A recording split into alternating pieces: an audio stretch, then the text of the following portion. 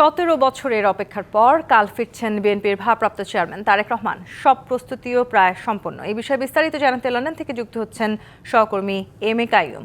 কাইয়ুম, আর কয়েক ঘন্টার মধ্যেই দেশে ফিরতে বিমানে উঠবেন তারেক রহমান। এই মুহূর্তে লন্ডন বিমানবন্দরে আসলে বিএনপি নেতা কর্মীরা আছেন কিনা, তাদের প্রতিক্রিয়া কেমন দেখছেন আপনি, সেই বিষয়ে বিস্তারিত জানাবেন আমাদের।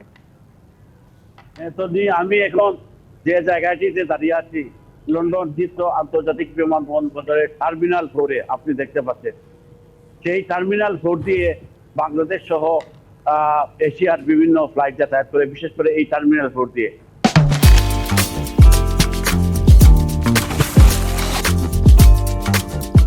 এখন থেকে কয়েক ঘন্টা পরে, মানে আজকে বাংলাদেশ লন্ডন টাইম দুপুর 3:30টার দিকে তারেক রহমান, আমরা খবর পেয়েছি, তার কিংস্টনের পশ্চিম লন্ডনের বাসা থেকে এই হিথ্রো এয়ারপোর্টের উদ্দেশ্যে রওনা দেবেন এবং সেখান থেকে ড্রাইভ 40 to 45 মিনিট 4টা থেকে 4:30টার মধ্যে আশা করছি আমরা তিনি হিথ্রো বিমানবন্দরে এসে পৌঁছবেন।